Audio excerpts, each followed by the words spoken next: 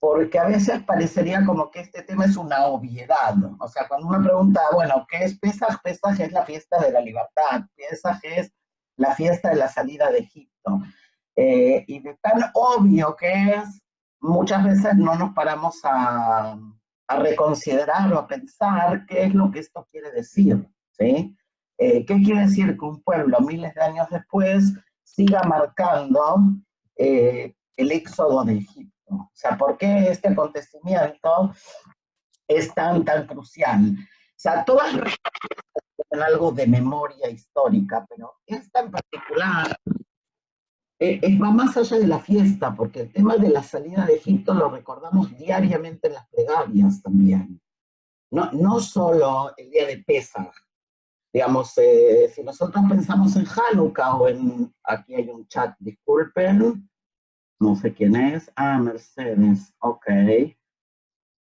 Un segundo, que PC ya sé quién es, le voy a poner un chat. Vamos a tener que, de la próxima clase vamos a tener que decidir que alguien se encargue de los más técnicos. ¿Qué les parece? ¿Sí? Ok. Bien, entonces decía yo que el tema de, yo qué sé, de Hanukkah o de Purim o de otras fiestas que a lo largo de este año ya tuvimos posibilidad de charlar, se vinculan con, con una memoria histórica de un hecho concreto. El éxodo de Egipto, por un lado, se vincula con Pesaj, pero por el otro, permanentemente estamos volviendo sobre él todos los días, todos los Shabbatot, o sea, no hay día que no mencionemos el tema de la salida de Egipto.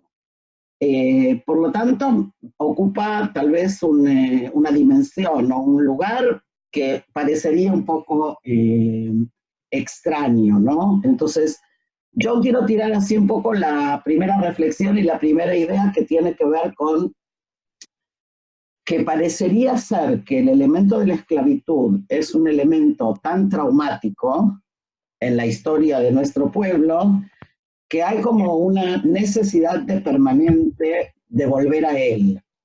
Ahora, uno puede volver a él porque quiere recordar, uno puede volver a él porque quiere elaborar un trauma, que no es exactamente lo mismo. Y yo siento, otra vez es mi sensación particular, que cuando nosotros hablamos del éxodo de Egipto, hablamos de las dos cosas. O sea, por un lado hay un recordar que en realidad tiene que ver con que porque fuiste esclavo, ahora tienes que comportarte de determinada manera. O sea, no es un recuerdo pasivo, es un recuerdo que implica un mandato de conducta. O sea, como tú sabes lo que es el sufrimiento de la esclavitud, se espera de ti A, B, C, D. ¿Ok? Eso por un lado. Y por el otro, es como que permanentemente tenemos que hablar de esto porque no, algo que nos ha marcado tanto, necesitamos elaborarlo para poder permanentemente ir sacándolo, si se puede decir así. ¿Ok?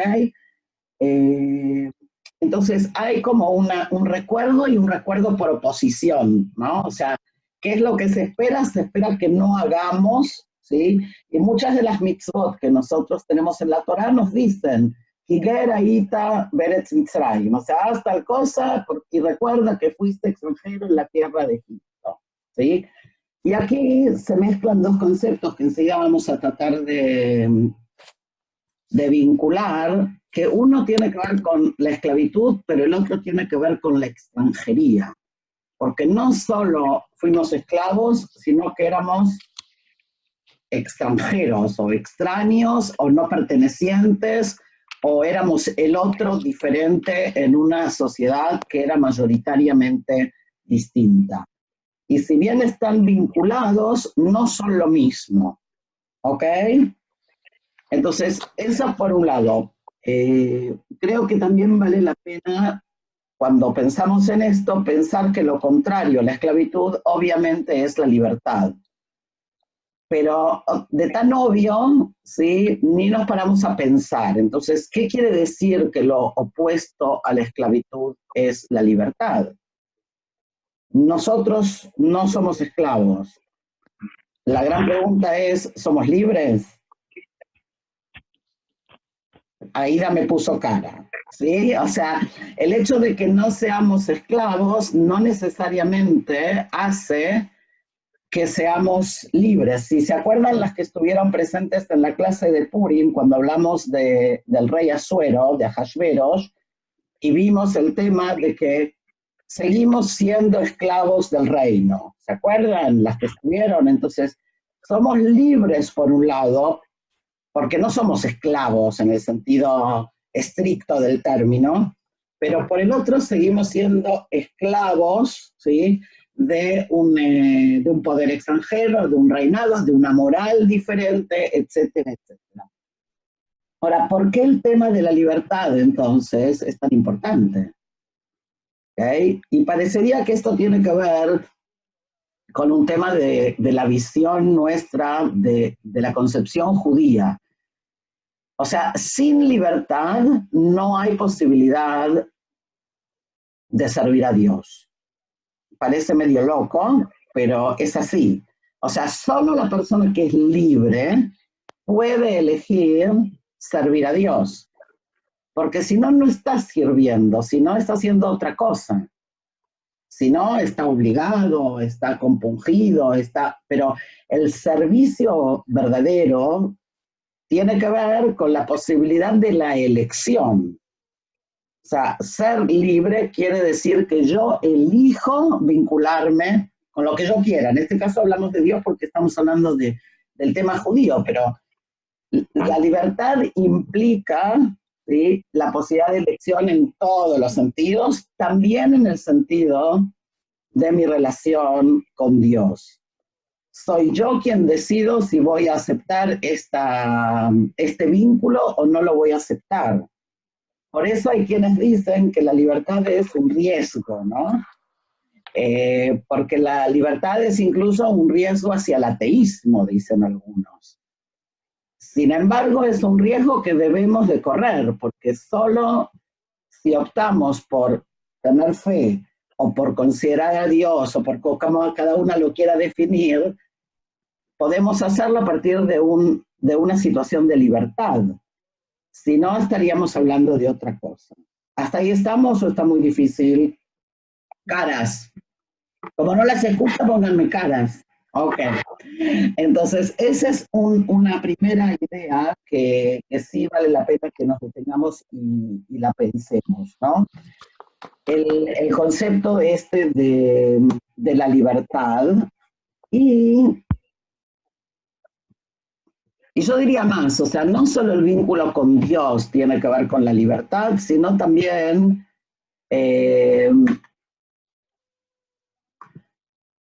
toda nuestra actitud moral depende de esa libertad.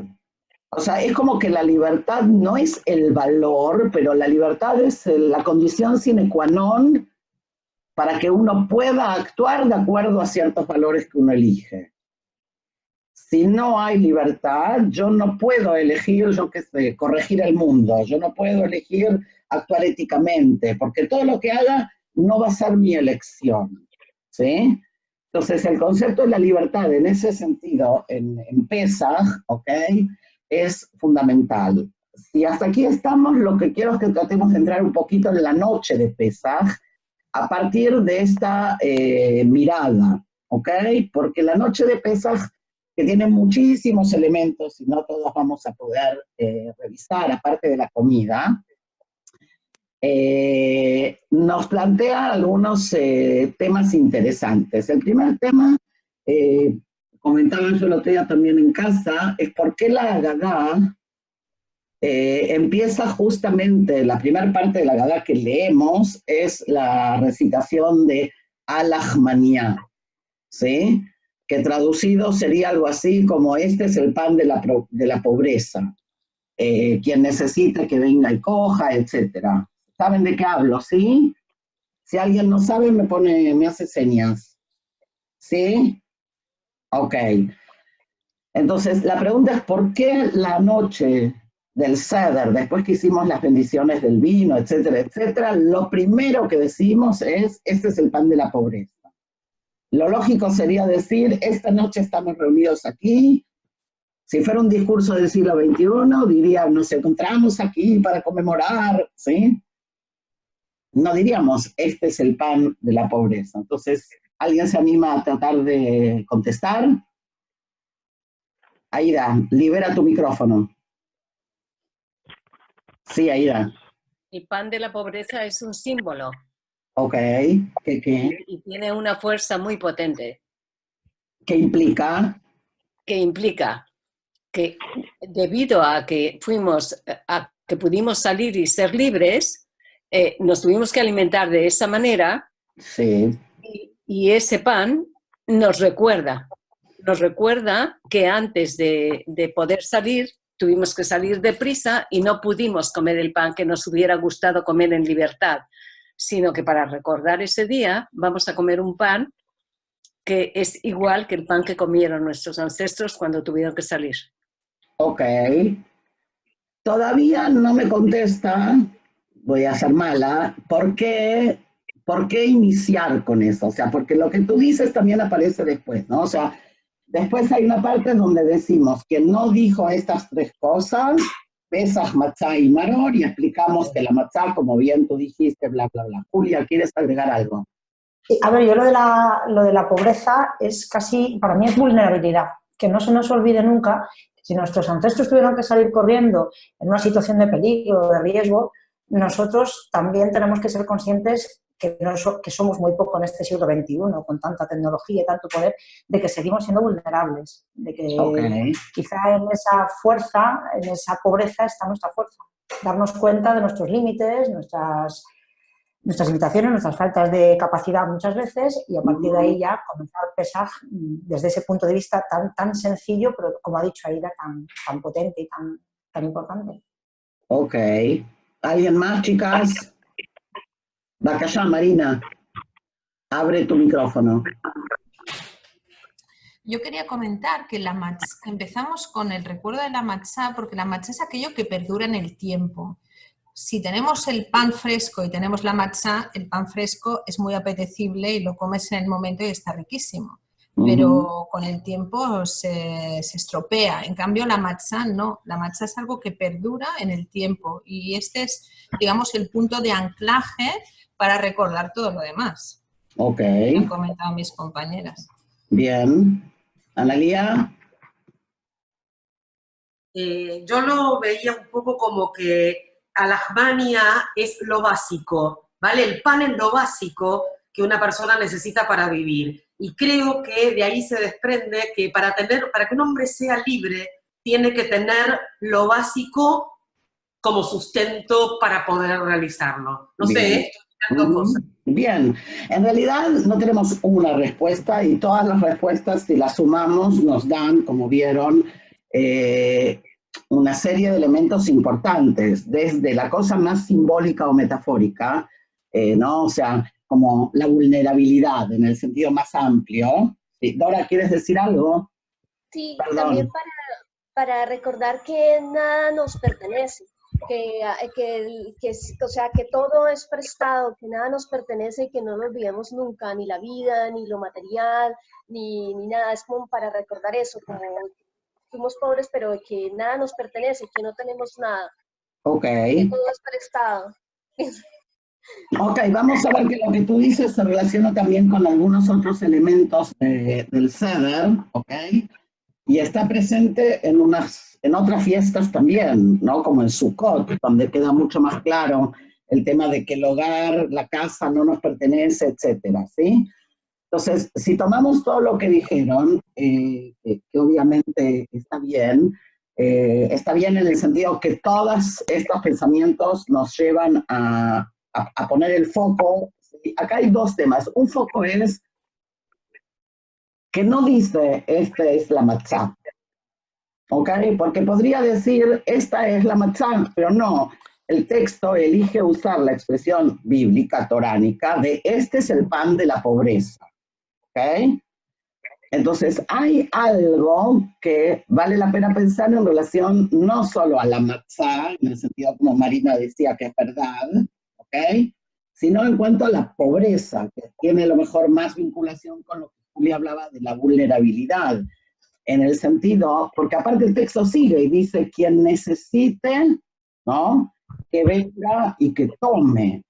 Y en algunas tradiciones se abre la puerta de la casa, no sé cómo hacéis vosotras, pero en algunas tradiciones se abre la puerta de la casa como invitando, ¿sí?, a que los pobres que necesitan vengan que quieran. Que hoy obviamente eso tiene un carácter más simbólico, ¿sí?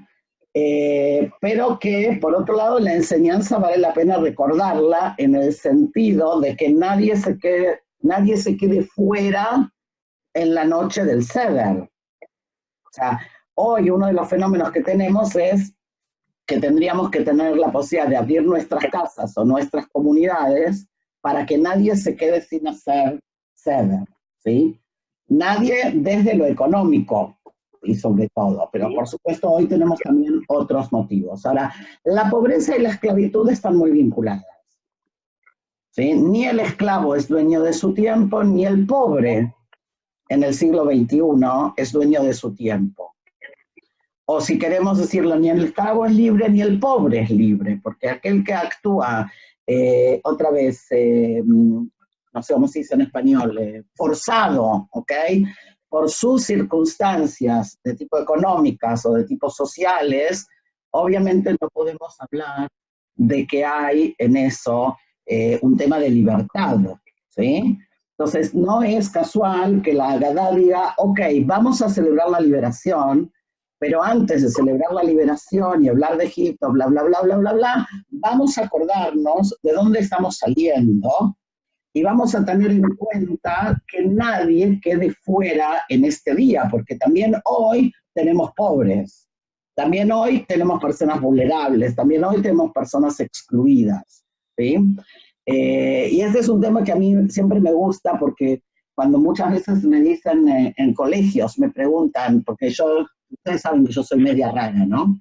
Entonces, a mí, por ejemplo, no me gusta hacer Seder en las escuelas. ¿Sí? La mayor parte de las escuelas hacen una especie de Seder didáctico, ¿sí?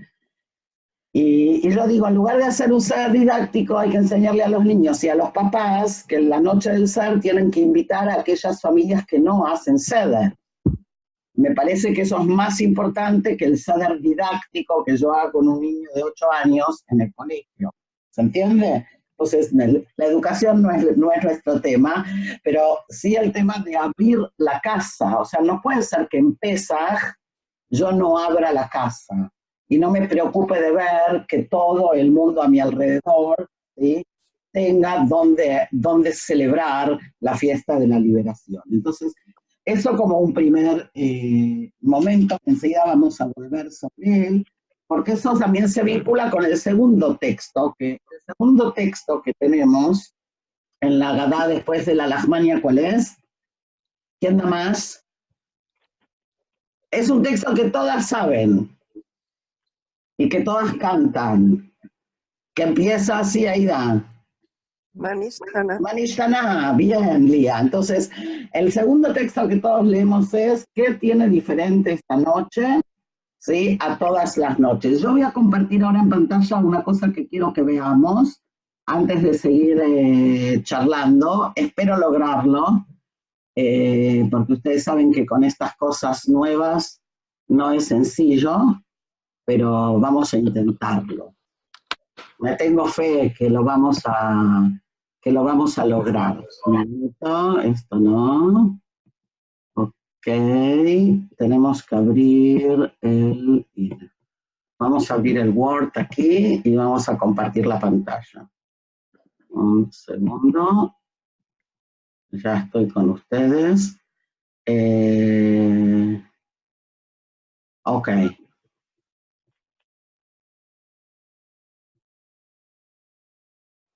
Estamos ahí. Y ahora le vamos a poner compartir pantalla, que se supone que está acá. Ok. ¿Ven un Word ahí? ¿Sí? Ok. ¡Qué lujo! Ok, voy a mover esto. Bien, ¿lo están viendo? Sí. Sí, ok. ¿Alguien se anima a leer?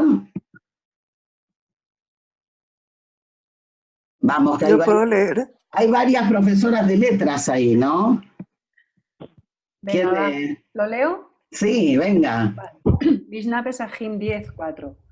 Una segunda copa de vino se sirve para él. Y aquí el hijo hace preguntas a su padre. Y si el hijo no entiende para hacer preguntas, su padre le enseña a preguntar. ¿Por qué esta noche es diferente de todas las otras noches? En todas las otras noches comemos hametz, grano fermentado, productos y matzá. Pero en esta noche es todo matzá. En todas otras noches comemos otras verduras, pero en esta noche todas son hierbas amargas. En todas otras noches comer carne asada, guisada o hervida, pero en esta noche todo está asado. En todas las otras noches mojamos los vegetales una vez, pero en esta noche mojamos los vegetales 2 veces. Y según el entendimiento del hijo, su padre lo instruye. Comienza dándole instrucciones sobre la historia del Éxodo, con la cuenta de la vergüenza de Israel, y concluye con la alabanza, gloria de Israel. Y expone, de mi padre era un arameo errante, hasta que completa el pasaje completo. Bueno, está fácil, ¿no? Ok, la pregunta que vamos a hacernos es, vieron que marqué en amarillo, ¿no? O sea, si nos detenemos un instante en el texto de la Mishnah, el texto de la Mishnah dice, la segunda copa de vino que se sirve para él, o sea, para la persona, y aquí el hijo hace preguntas a su padre. Y si el hijo no entiende, su padre le enseña a preguntar. Y ahí empieza, Manishtana, ¿ok? Entonces, la pregunta es, ¿qué tiene diferente este texto? ¿Por qué se me ocurrió que era importante que lo veamos? ¿Ok? Espérenme, que no las veo para nada ahora. Las perdí. Ok, aquí. ¿Por qué me parece que era importante que veamos este texto? ¿Qué es lo que qué podemos aprender de él? A ver, ¿quién me ayuda? ¿No? Es un método. Es un método. ¿Qué quiere decir? Es un método para, sí, un método para incitar a preguntar. Ok, ¿qué Para empezar eso, un método para incitar al niño a preguntar. Ok, o sea, según este texto, aquí no dice que hay que cantar el Manishtana. No. ¿Está claro? Aquí dice que, ¿qué dice? ¿Que por qué 2 veces? Aquí dice, no, antes de eso, aquí dice que, Porque todo está dice, diferente. aquí el hijo hace preguntas, o sea, en este momento, después que cantamos el Alajmaná, ahora es el momento que el hijo tiene que preguntar. Porque es para enseñarle, o sea, al padre al hijo enseñarle que él se dé cuenta que no es una cena cualquiera, que es una cena diferente, para recordar que no es solo sentarse a cenar en familia.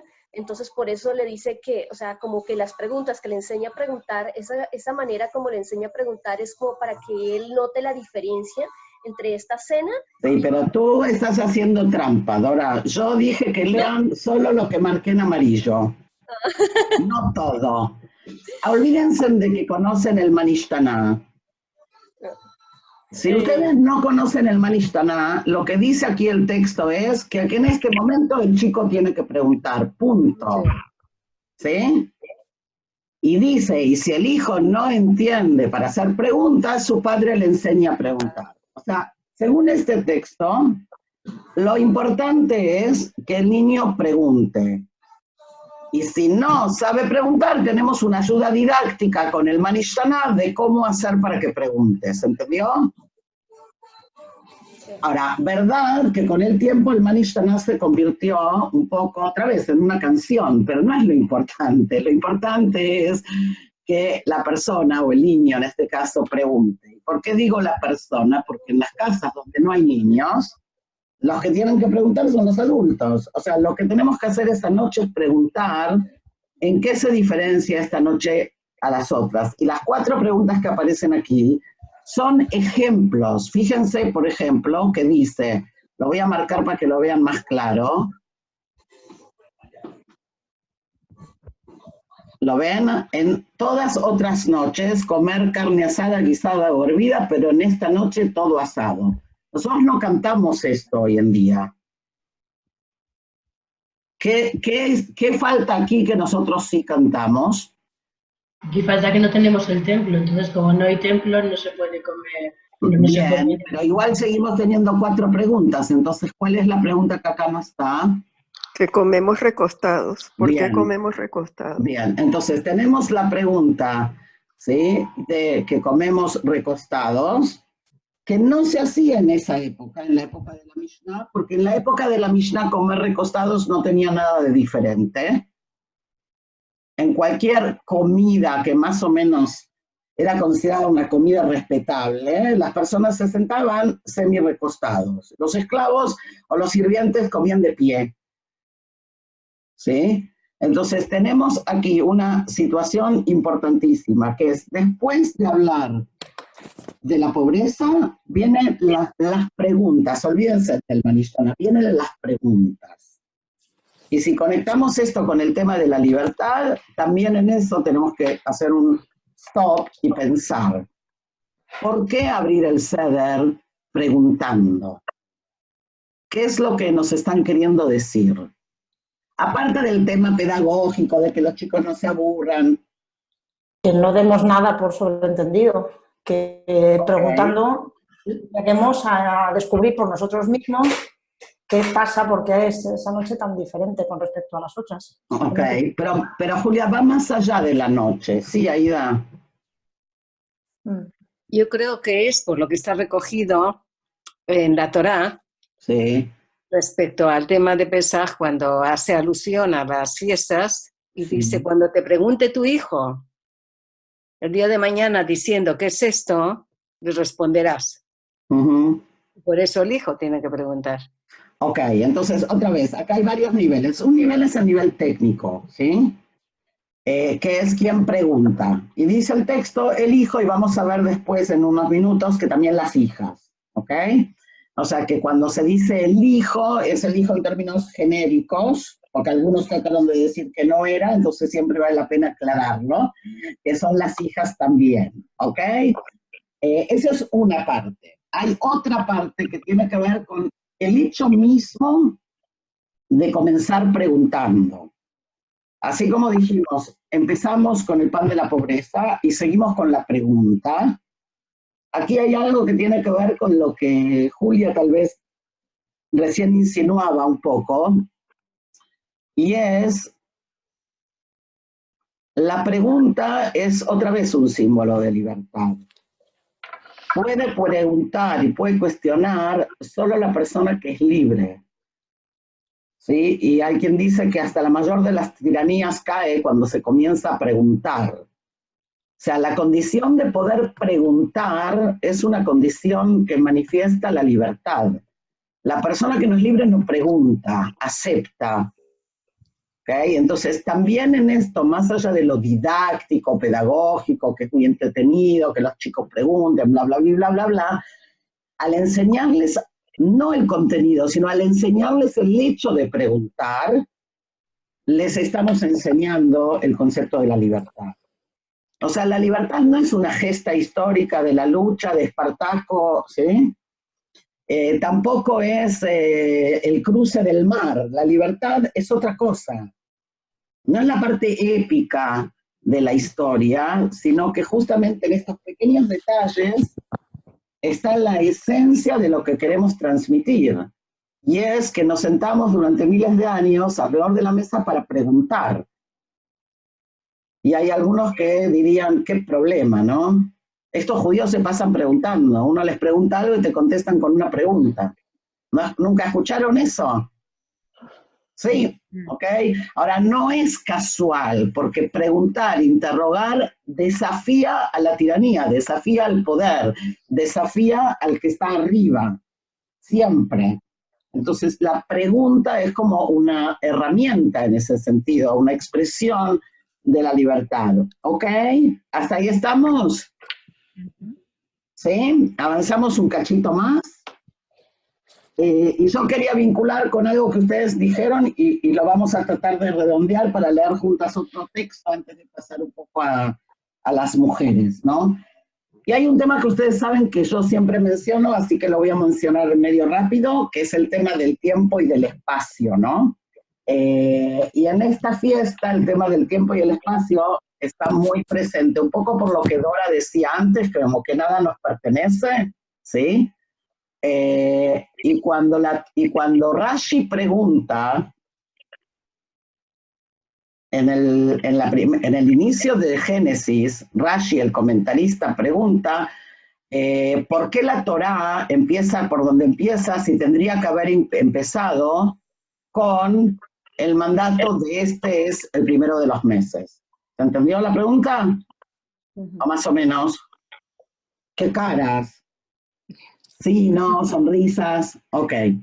Entonces, el mandato de este es el primero de los meses es ahora, se refiere a Nisan. Ahí empieza la historia de nuestro pueblo.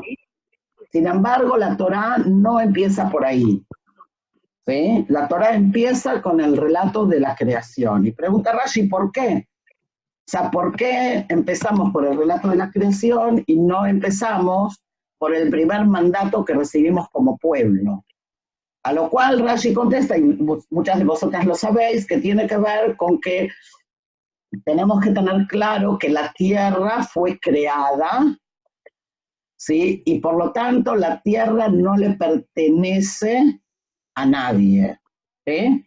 Sino que la tierra es de Hashem y nos la prestó, si ustedes quieren, para que nosotros nos hospedemos en ella.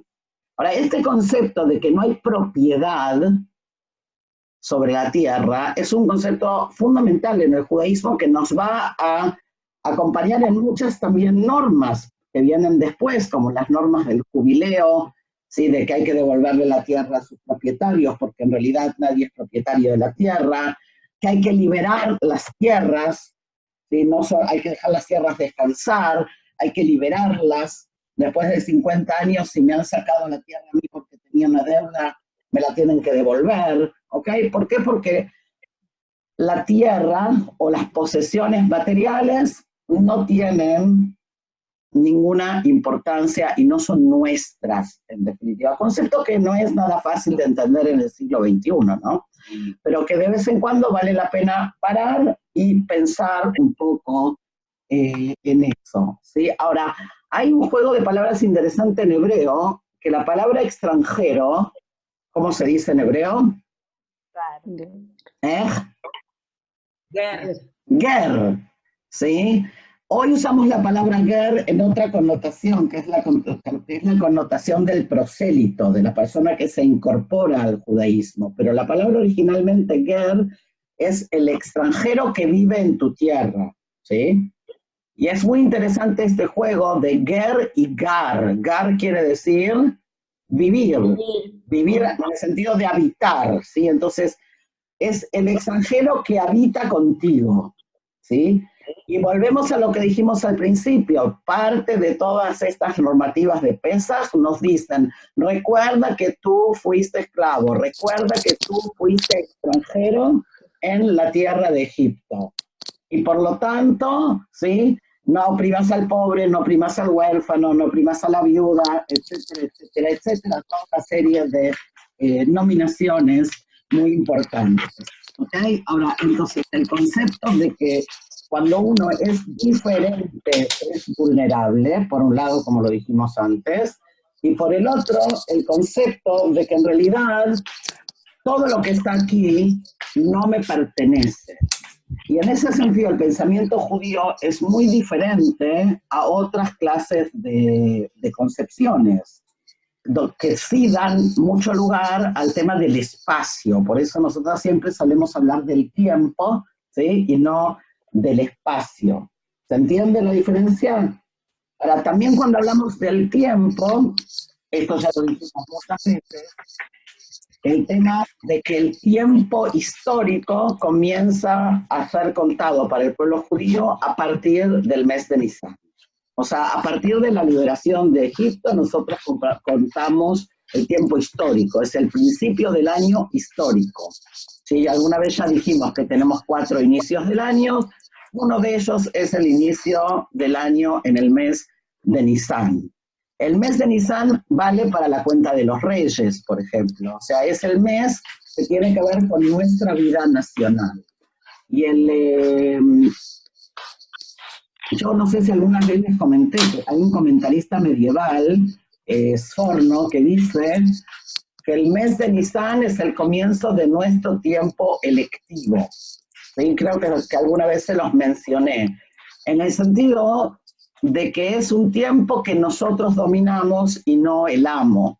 ¿Sí? O sea, es un tiempo que nosotros como pueblo comenzamos a ser dueños de nuestro propio tiempo. Ahora, para mí atrás de esto hay algo más, es lo que quería a lo mejor mencionar, que es también electivo hoy en el siglo XXI, no lo que Sforno decía, sí, en el sentido de que somos nosotros quienes decidimos si vivir conforme a ese tiempo o no. Sforno planteaba otra cosa, él planteaba el hecho de que seas libre, implica que ahora cuentas los días según tu voluntad y no según la voluntad del faraón. ¿Okay? Entonces, por eso hablamos del tiempo nacional. Hoy, en el siglo XXI, yo pienso que tenemos que tener presente también esto, de que ese ritmo judío existe solo si nosotros elegimos ser parte de él, porque perfectamente uno puede vivir sin él. Y de hecho, gran parte del pueblo judío vive sin él. ¿Se entiende a dónde voy? ¿Sí? Entonces, estos dos conceptos creo que son importantes. Voy a encender la luz porque aquí ya empieza... Y no las veo. Ahora sí. ¿Hasta ahí estamos? El tema del tiempo también tiene que ver con otra cosa, y es un concepto que no sé si escucharon alguna vez o no, que es lo que llamamos Pesach Mitzrayim y Pesach Dorot. O sea, Pesach de Egipto y Pesach de las generaciones. ¿Conocen ese concepto? Lía dice que no, ¿alguien dice que sí? Ok, no es nada complicado. Hay un Pesaj, que es el Pesaj que tuvimos que hacer cuando salimos de Egipto, que fue básicamente hacer el sacrificio. O sea, el Pesaj es el sacrificio de Pesaj, ¿sí? Asar la carne, comerla y salir de Egipto. Con la matzá que no leudó, ¿ok? Todo el cuento que nos contaron cuando éramos chiquitos. Y hay otro Pesaj, que es el Pesaj, que es el que nos fue dictaminado a cumplir o a cuidar a lo largo de las generaciones, en el cual, por ejemplo, no tenemos sacrificio. Hoy no tenemos sacrificio, ¿sí? El cual no dura una noche, sino que dura 7 días, y en la diáspora 8. O sea, no son exactamente lo mismo. Lo de hoy es recuerdo de un evento. Pesach Mitzrayim es el evento en sí. ¿Ok? Ahora, hay una diferencia interesante también entre estos dos, aparte de las que ya dijimos, y es el tiempo otra vez. En el Pesach Mitzrayim comimos rápido porque estábamos apurados. Y había que terminar de comer y no podía quedar nada de la carne asada del sacrificio, de la barbacoa, ¿ok? Antes de salir. Mientras que hoy hacemos todo lo contrario, nos sentamos en el seder, comemos súper tranquilos, tardamos 3 horas, la gente se empieza a quejar, las familias se empiezan a pelear. No pasa ahí, ¿no? Solo en mi casa pasan esas cosas. Sí, porque algunos se aburren, otros no les interesa, ¿ok? Entonces, el tema de... Oh, tenemos a Isca con nosotras. Entonces, el tema del tiempo, otra vez, también tiene un significado importante en esto, ¿sí? Hay un tiempo que era el tiempo de la salida y hay un tiempo que es ahora, que es el tiempo del recuerdo. ¿Ok? Ahora, el hecho de que nosotros podamos sentarnos a hablar y a contar es lo que ahora vamos a tratar en algunos minutos también de revisar. O sea, ¿cuál es el mandato que tenemos la noche del Seder? O sea, hay varias cosas que estamos, ¿sí?, pautados a hacer, y una de ellas es relatar la historia. Por eso tenemos la Agadá, ¿no? Agadá con Hei, de la palabra lehagid, de la palabra decir o relatar. Entonces, el relato es parte de los mandamientos que tenemos esa noche. Y tenemos también el mandato de las 4 copas. ¿Sí? Entonces, hay quienes dicen el relato y las 4 copas es lo mismo, porque yo puedo tomar las copas si voy relatando, porque cada copa tiene un lugar en el relato, ¿sí? No es que son independientes, no es que me siento, me tomo las 4 copas y con eso cumplí el mandato de las 4 copas, sino que las 4 copas del Seder están vinculadas con el relato. Ahora, ¿por qué esto es importante? Porque acerca del tema del relato hay también una serie de preguntas. Si lo importante es que el hijo pregunte y que nosotros contemos, ¿por qué hay que leer un texto que es fijo?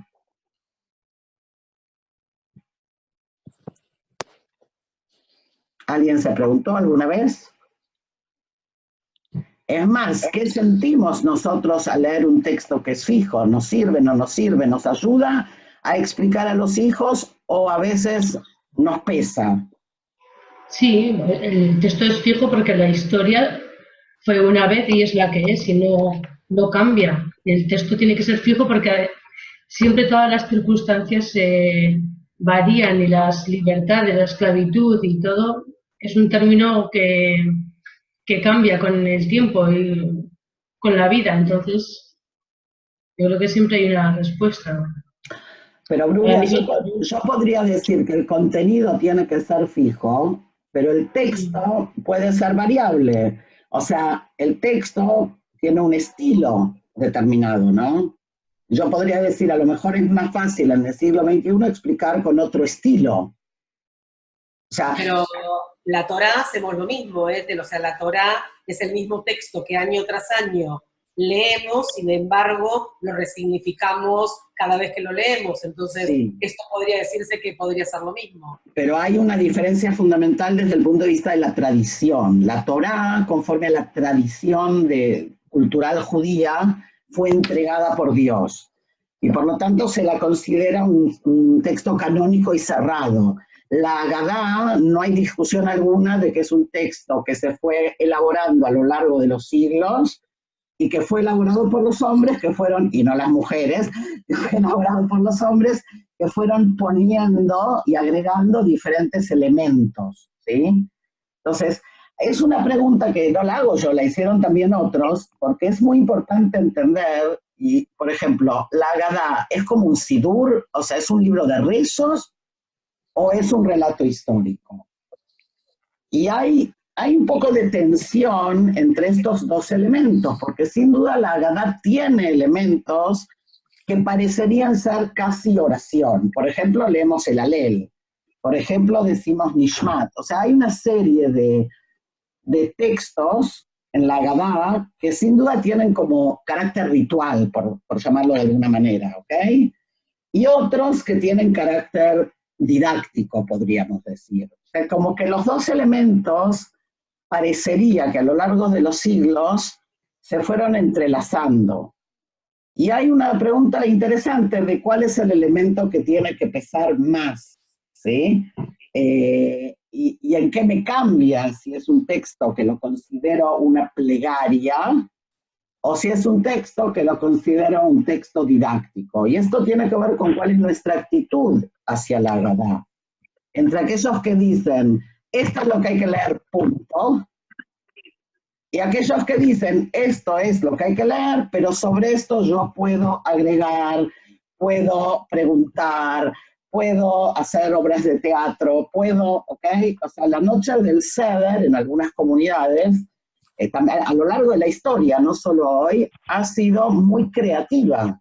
¿Sí? Hay toda clase de costumbres, de hacer interpretaciones, de cargar la matzá, cada uno tiene la suya, ¿sí? De pasarla que hará por sobre la cabeza, yo qué sé, cada grupo, según su procedencia, ¿sí? Tiene otras tradiciones.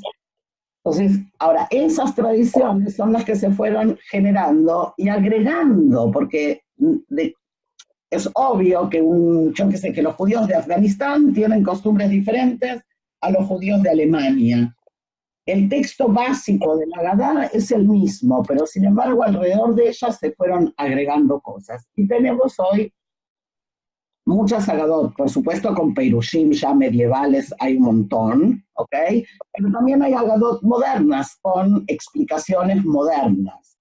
Entonces, más allá de leer el texto canonizado podríamos decir, que en realidad no es canonizado, porque no está cerrado, ¿cuál es la libertad que tenemos de agregar algo? Y este es un concepto importante, porque la discusión normalmente debe de ser si se puede quitar, pero agregar no parecería haber ningún impedimento para que agreguemos un texto. Y si estamos hablando de la esclavitud y tenemos ganas de leer otro texto aparte de la Lahmaniá, en principio no hay por qué no hacerlo. ¿Sí? Como Y hacemos esto con el vaso de agua que ponemos para recordar a Miriam. lo hacemos, las que lo hacemos con el vaso de agua, exacto. O sea, hay una serie, y aquí entramos en el último de los temas, en los 10 minutitos que nos quedan, que tiene que ver justamente con eso. O sea, el tema de la incorporación de la mujer tiene que ver también con esta posibilidad. Al no ser un texto cerrado, quiere decir que hay cosas que yo en el siglo XXI puedo reivindicar y puedo colocar. Pero antes de irnos al siglo XXI, recordar 2 o 3 cosas. La primera es recordar que ya el Talmud y la Mishnah establecen que la mujer está obligada a cumplir con las mitzvah de Pesaj, también si es una mitzvah que depende del tiempo. ¿Ok? O sea, el concepto de mitzvot que dependen del tiempo, ¿está claro para todas? ¿Sí? Marina y Luciana no las veo, así que no sé, pero espero que sí. Entonces, hay mitzvot que dependen del tiempo. Entonces, Pesaj es obvio que es una mitzvah que depende del tiempo, ¿no? O sea, hay que hacerla en el día de Pesaj, hay que hacerla en esa noche, hay toda una serie de cosas. Sin embargo, plantea ya el Talmud que las mujeres están obligadas tanto al relato como a las 4 copas, como a la matzá, como, y hay una discusión interesante, si se tienen que reclinar o no se tienen que reclinar. ¿Ok? Que eso también, no sé si lo hablamos algún día o no, si no, después si alcanzamos lo vemos. Pero lo más importante para mí es, primero, de acuerdo ya al Shulchan Aruch, incluso antes, queda clara para toda la jurisprudencia que el tema de Pesaj es obligatorio para todo el pueblo. ¿Okay? Incluso establece uno de los juristas de manera muy clara que incluso la mujer que es sirviente en una casa, ¿sí? O sea, que trabaja de servicio doméstico en una casa, la noche del Seder tiene que estar sentada a la mesa. ¿Ok? Porque ¿se acuerdan lo que hablábamos al principio sobre la pobreza, no? Entonces, también si tiene que desarrollar algunas tareas, a lo mejor de servir la comida, yo qué sé, ¿ok? A la hora del Seder, de la lectura de la Agadá, tiene que estar sentada a la mesa. ¿Okay? Que es un dato importante si nosotros pensamos que esta norma tiene más de 1000 años. ¿Sí? Entonces, quiere decir que ya había un pensamiento interesante acerca de esto de que todos tenemos que estar, y no solo en teoría. Cosa que hoy en el siglo XXI no es tan claro para algunos a veces. ¿Sí? Es verdad que en la mayor parte de las casas, normalmente la persona que hace el servicio no suele ser una persona judía, en la diáspora por lo menos, ¿ok? Pero es importante entender desde el punto de vista de cuál es el principio de este concepto. ¿Okay? Entonces, eso es por un lado. Por otro lado, el tema de si las mujeres deben relatar la historia o no deben relatar. Volvemos a lo que decíamos antes, si se trata de una plegaria o si se trata de un relato. Entonces, tanto si se trata de un tema ritual como si se trata de un tema de estudio, ¿sí? Parecería que no hay no solo que no hay ningún impedimento, sino que la mujer debe de ser parte. Incluso hay algunos que tratan de decir, pero la mujer, por ejemplo, está liberada del estudio. ¿Sí? Entonces, también para los que dicen eso, la respuesta es sí, pero noche del Seder no. O sea, la noche del Seder, la obligación del estudio del relato de la Agadá es tal que la mujer, que no haya ningún texto, por ejemplo, una observación que diga, pero las mujeres no porque no pueden estudiar. Conocen ese argumento de que las mujeres no pueden estudiar, ¿sí? Entonces, no hay nadie que diga una cosa así en relación a Pesaj, lo cual creo que es importante. Y otro elemento más que ya habíamos marcado alguna vez, por ejemplo, lo que acaba de decir Aida, la costumbre de la copa de Miriam. ¿Saben de qué hablo? No. No, ok. Hay algunas, acostumbramos, es una costumbre que es relativamente nueva desde el punto de vista histórico, que es incluir a Miriam, la hermana de Moshe, en la mesa del Seder. Así como ponemos una copa de vino para Eliau, hay quienes ponemos una copa de agua en recuerdo de Miriam. ¿Y por qué de agua? Porque Miriam se vincula con el agua. Miriam se vincula con que puso a Moshe en las aguas del Nilo y lo cuidó. Miriam se vincula con el canto del mar después del cruce del mar. Y Miriam se vincula también, según Hazal, según los sabios del Talmud, con que el pueblo de Israel en el desierto tenía agua gracias a un manantial portátil que se llamaba manantial de Miriam. Y eso nuestros sabios lo aprenden porque cuando Miriam muere en el desierto, inmediatamente después el texto nos cuenta que el pueblo se queja por la falta de agua. Entonces dicen los sabios, si se quejan por la falta de agua, quiere decir que hasta que ella se murió había agua, ¿sí? Ahora, no es casual que Miriam, que es una mujer, se la vincule con el agua, que el agua es la vida, ¿sí? La Torá se compara con el agua. Entonces, todos estos elementos pueden ser traídos cuando se trae la copa de Miriam y se explica a los presentes de por qué ponemos esa copa. También si no ponemos la copa porque no queremos innovar tanto, podemos perfectamente hablar de Miriam, ¿sí? Y poner el peso también en esa figura fundamental que fue Miriam en esta historia. Yo no quiero contarles todo lo que está en el sitio porque hay varias cosas ahí escritas que las pueden leer acerca del tema de las mujeres, pero sí creo que vale la pena recordar ese elemento y recordar el elemento de las 4 copas vinculadas con las 4 matriarcas, que es un elemento que ya el Maharal de Prague ya lo había traído, y es cómo vincular el concepto de Pesach, Matzah y Maror con los 3 patriarcas hombres, y las 4 copas con las 4 matriarcas mujeres. Que creo que es simpático, y más que simpático, creo que es importante, porque nos da como la base del pueblo, tanto patriarcas como matriarcas, ¿sí? Presentes en la noche del Seder. Y si volvemos a lo que decíamos, que lo importante es enseñar, el tema no es solo contar, porque Moisés salió, ta. Ese es un nivel del relato, ¿sí? Paola, no te rías de mí.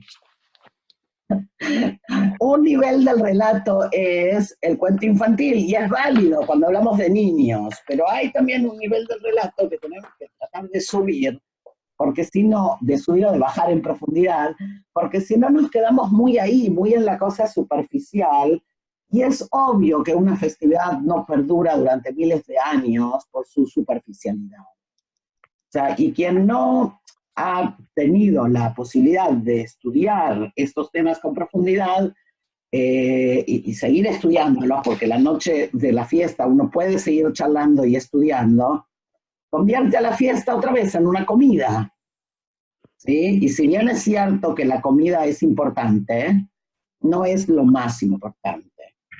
Y si bien es cierto que la limpieza es importante, no es lo más importante. O sea, a veces perdemos en los preparativos de Pesaj tanta energía, ¿sí? Limpiando y que no quede jamets y que esto y que lo otro, y cambiar los platos y cambiar los cuerdos. Está muy bien, yo también lo hago, pero no hay que enloquecerse, ¿sí? Porque si no, lo que pasa es que toda esa parte que es como material, ¿sí? Viene a desplazar a la otra parte, que es la parte del mensaje más profundo. Y el mensaje más profundo tiene que ver con estas cosas que estamos tratando de ver, que tienen que ver con estos conceptos de la libertad y la esclavitud por un lado, del tiempo y el espacio por el otro, ¿ok? Entonces, wow, qué puntual que estoy. Lo que yo sí quiero hacer ahora es abrir un poquito a preguntas y sí me gustaría terminar compartiendo un texto. Abrimos un poquito, si hay preguntas o comentarios. ¿Alguien que quiera preguntar o hablar? Todas juntas no, ¿eh? Una pregunta muy simple, si no importa. Es muy sencilla. Nada, que cuando has hecho la diferencia entre el Pesaj Mitzrayim y el Pesaj de las generaciones, Sí. Supongo que por lógica el único Pesaj Mitzrayim fue el de la salida, el único. ¿Verdad? ¿Desde el segundo año ya se considera que es el del recuerdo? Sí, pero otra vez, nosotros tampoco sabemos de verdad qué pasó en el desierto, ¿sí? Durante la travesía, porque sí podemos suponer que, o sea, no había sacrificios en el desierto hasta que se llega al templo, entonces, hasta que se hace el Mishkan, por lo menos, no hasta que se llega al templo, perdón, hasta que se hace el Mishkan, ¿sí? Pero sí, la observación es correcta y por eso es interesante cómo a pesar de que fue solo uno, está el concepto marcado, ¿no? El concepto de que lo que allí pasó es una cosa y lo que nosotros hacemos hoy es recordar lo que allí pasó desde la vista histórica, pero por otro lado hacemos un montón de otras cosas más. No solo recordar, ¿ok? Y eso es importante en general, o sea, en general todas las festividades no son mero recuerdo. Tienen que ser vivenciales. Tienen que ser vivenciales, pero no solo desde lo metodológico, porque si no carecerían... No, interiorizar, ser capaces de interiorizar. Exacto, por eso tenemos en la Agadá el texto tan bonito de en cada generación debe sentir el hombre como si él mismo hubiera salido de Egipto, ¿no?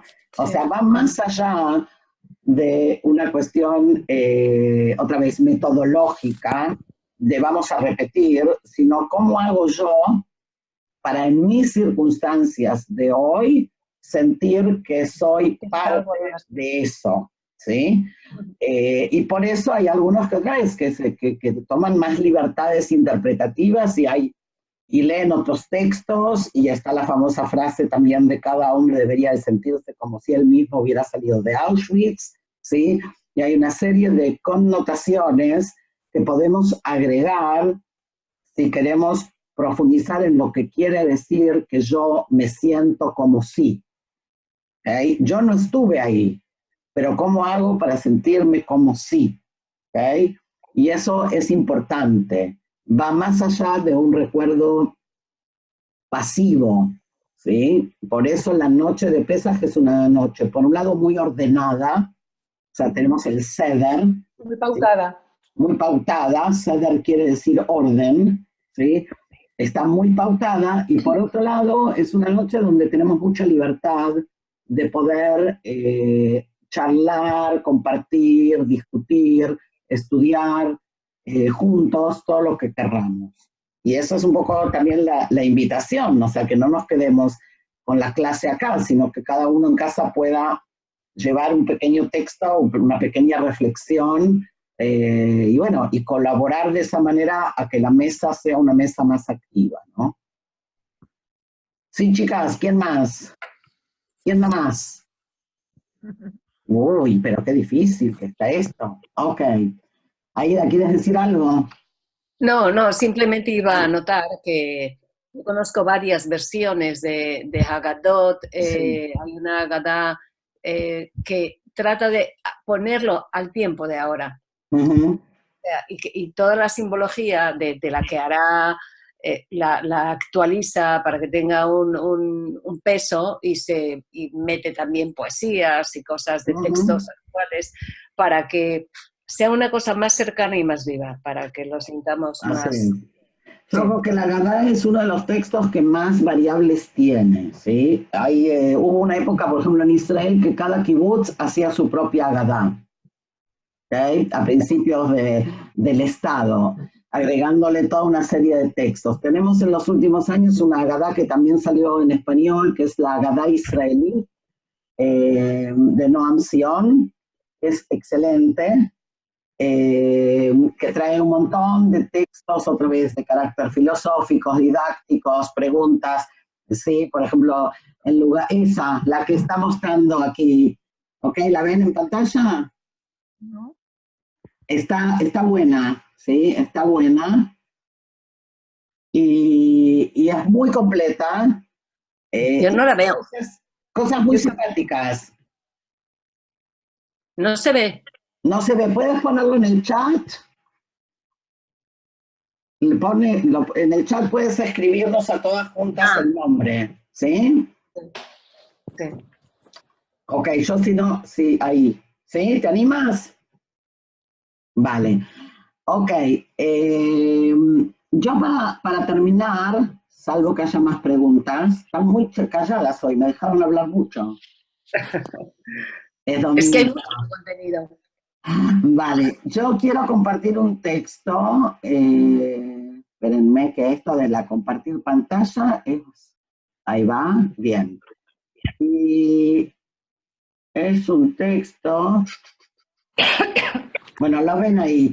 Por un lado, están viendo que dice fuente 3, ¿lo ven? Uh-huh. Vale, entonces la fuente 3 es lo que les comenté del Shulchan Aruch, ¿sí? Que dice que las mujeres están obligadas a las 4 copas y a todas las mitzvot de esa noche, ¿ok? Pero para terminar yo quería darles una reflexión que me pareció interesante de Manuel Levinas, ni alcancé a ponerles aquí que era de Manuel Levinas, porque lo hice para poder compartirlo. En un artículo que si alguien conoce es Judaísmo, una religión para adultos, que es un excelente artículo, y hay un momento en el que él habla del tema de la tierra y lo que hablábamos antes de, como Dora dijo, ¿no? De que nada nos pertenece, y en qué medida también Pesaj viene un poco a recordarnos esa parte. Y dice así, el hombre judío descubre al hombre antes de descubrir los paisajes y las ciudades. Está en su casa en una sociedad antes de estarlo en el propio hogar. Comprende el mundo a partir del otro antes, más exactamente, de cómo lo hace en conjunto del ser en función de la tierra. En un sentido, está exiliado en esta tierra, que es el concepto de ger que hablábamos antes, como dice el salmista, y encuentra un sentido en la tierra a partir de la sociedad humana. O sea, que es un concepto muy interesante. El hombre, de alguna manera, dijimos antes, es un extranjero en la tierra y encuentra el sentido o soluciona esa extranjería a partir de la sociedad humana. No es un análisis del alma judía contemporánea, es la enseñanza de la Biblia donde la tierra no es poseída individualmente, donde pertenece a Dios. El hombre comienza en el desierto, donde habita en carpas, donde adora a Dios en un templo que se transporta. Cuando habla de un templo que se transporta, está haciendo referencia al Mishkan, ¿sí? Y una de las características interesantes es, otra vez, si hablábamos de tiempo y espacio, cómo el tema del espacio de adoración es totalmente secundario. Hay quienes dicen incluso nulo, mientras que el tema del tiempo parece ser central. Y a veces nos olvidamos de estos pequeños detalles, ¿no? Entonces vale la pena recordar, ¿okay? que lo importante aquí no tiene que ver, aunque si este es el lugar, nosotros podemos reunirnos también en una casa o en cualquier lugar para hacer tefilá juntos. No es importante que tengamos una sinagoga o una arquitectura especial para eso. Y de hecho, históricamente, el lugar de rezo era el lugar de estudio. ¿Sí? Era más importante construir el Bet Midrash que el Bet Knesset. O sea, en cualquier casa de estudio también se puede rezar, punto. Y en cualquier casa de vecino también se puede rezar.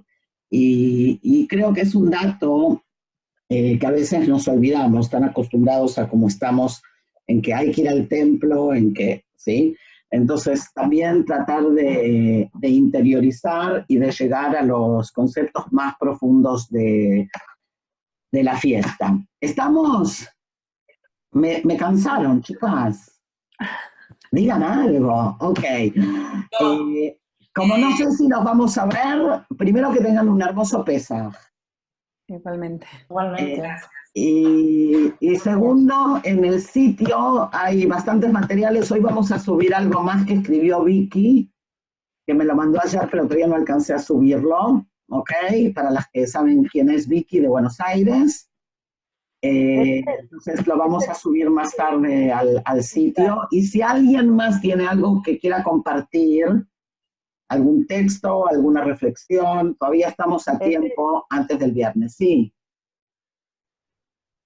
¿Ok? Una sola cosita. Este Pesaj es especial que cae en Shabbat. ¿Cuál es el lugar, digamos, en un ser comunitario que deberíamos darle al Shabbat en este sentido? Mira, el texto de la Agadá marca ya, si tú coges, sí, marca exactamente cuál es la parte que hay que agregar por ser Shabbat. Yo pensé que ibas a decir otra cosa, en realidad este año también cae 19 de abril, que es la fecha en que cayó el levantamiento del gueto de Varsovia, que fue Erev Pesach. Claro. ¿Sí? El levantamiento del gueto de Varsovia comenzó en la noche de Pesach, y este año coincide otra vez 19 de abril con la noche del Seder. ¿Okay? No es un dato fundamental, pero es un dato para mí por lo menos importante. Sí, Claudia, has levantado la mano. Sí, quería hacer una pregunta, Melda. ¿Sí me oye? Sí. Ahora no te oigo. ¿De nuevo? No me oye. Ahora sí. Uy, qué lío. Habla. A ver, ¿ya me oyes? Respecto a esto último que dijiste, de que el espacio, digamos, pierde su importancia en la fiesta de Pesaj, ¿qué papel juega Israel, la tierra de Israel, como espacio elegido? Mira, por eso el tema del espacio es un tema que no solo en Pesaj, en general, ¿sí? Desde el punto de vista de la concepción judaica, es menos importante que otros. Y tu pregunta es importante, porque ¿qué pasa entonces con el concepto de la tierra, no del Estado, ¿sí? Que ya es un concepto moderno, sino con el concepto de la tierra de Israel, en el sentido que la Biblia misma lo plantea? ¿Okay? Y aparentemente no hay contradicción. ¿En qué sentido? En que hablamos de que la tierra de Israel, digamos, sería el núcleo o el centro, ¿sí? Desde el cual emanaría emanaría, depende de cómo cada uno lo quiera ver, la idea central del monoteísmo judío, ¿ok? Que viene de alguna manera, no a combatir, pero sí a contradecir la idea, ¿sí? Politeísta o la idea del paganismo. Y es más, según las profecías, se marca, los Nevi'im marcan que todos los pueblos acudirán, ¿sí? A Jerusalén. O sea, como que está... Y la gran pregunta es, cuando hablamos de esto, ¿hablamos de un concepto terrenal o hablamos de un concepto metafórico? Hablamos de un concepto práctico, y por eso hay ciertas tendencias también en el judaísmo que dicen, nosotros no vamos a hacer nada hasta que nos llegue el Mashiach, ¿sí? Porque va a ser el Mesías el que nos va a conducir hacia la tierra de Israel, ¿ok? Ahora, el tema del cumplimiento de las mitzvot, sin la tierra de Israel le falta una pata, porque parte importante de las mitzvot tienen que ver con la tierra de Israel. La gran pregunta es, ¿tienen que ver con la tierra de Israel porque ahí se termina, o porque ese es un primer estadio para llegar a una concepción universal más amplia? ¿Ok? Y hay quienes piensan, otra vez, que en realidad es llegar a la tierra de Israel, es llegar a una sociedad correcta, etcétera, etcétera, en ese lugar para que sea un primer estadio de una visión universal. Y en ese sentido, el judaísmo está pensado desde una mirada universal, universal en el sentido que creo que alguna vez hablamos, de que la Torá está ahí para que quien quiera que la venga y la coja. No es que me pertenece a mí porque por sangre me pertenece a mí, sino que los mandatos que allí están, yo puedo decidir que los quiero para mí. Volvemos al tema de la libertad. Hay una elección de querer hacer esto, por considerar esto una visión de mundo mejor, más ética, no importa. Ahora, no sé si más o menos por ahí, Claudia, ¿ok? Ok, es todo un tema. Es todo un tema, sin duda, porque cuando uno plantea el tema del espacio, en realidad también tiene que ver con cierta tensión que manejó el judaísmo con la cultura griega, por un lado, y después con el cristianismo, ¿sí? Donde el tema de lo que él llamaba la catedral del tiempo frente a la catedral del espacio, ¿no? O sea, en lugar de las grandes iglesias, de los grandes templos, ¿okay? Construir algo que tiene que ver con la vida y su ritmo y no con el espacio. Okay. Entonces, ¿hasta dónde es esencial y hasta dónde es circunstancial? Porque históricamente así se dio, también es una pregunta. Sí. Pero que vale la pena pensarlo. Nos deja un poco pensando, ¿no? ¿Ok? Sí, alguien más había hecho ahí una... Ok, ahí da. Era yo, Edel. Solamente es un momento para decirte que yo creo que efectivamente todo lo que nos has contado sigue estupendo y muchas gracias por todo, por la apertura que nos haces que tengamos. Pero yo pienso que lo más importante de Pesaj es que hay mitzvot que dicen que hay que celebrar Pesaj, que hay que... Y eso es lo fundamental, ¿no? Para nosotros como creyentes y como practicantes. Entonces, esa mitzvah luego fue desarrollada de una manera determinada y, como bien dices tú, pues fue adquiriendo diferentes. Pero es la mitzvah en sí lo que nos mueve a... Claro, pero la pregunta, con eso empezamos, y es por qué hay una mitzvah de relatar esto año a año. Sí. ¿Okay? ¿Por qué el trauma, lo que yo llamé el trauma de la esclavitud, es tan importante? Al principio, ¿se acuerdan? O sea, ¿por qué es tan importante que año a año, no solo año a año, día a día, lo tenemos que recordar? ¿Okay? Entonces, es verdad que hay una mitzvah, todo, o sea, por eso yo dije también cuando empezamos, no vamos a entrar en los temas técnicos de las mitzvot, o de cómo se hace el seder, ¿ok? Porque eso está en todas las Agadot, sino que la invitación es un poco a que podamos reflexionar sobre estos conceptos. El tema de que tenemos que recordar es verdad. La pregunta que yo me hago es, ¿y por qué tenemos que recordar tanto esto más que otras cosas? Porque, por ejemplo, la entrega de la Torá, tenemos que recordarla, sí. En Shavuot recordamos la entrega de la Torá. Pero no nos hablan todos los días de la entrega de la Torá.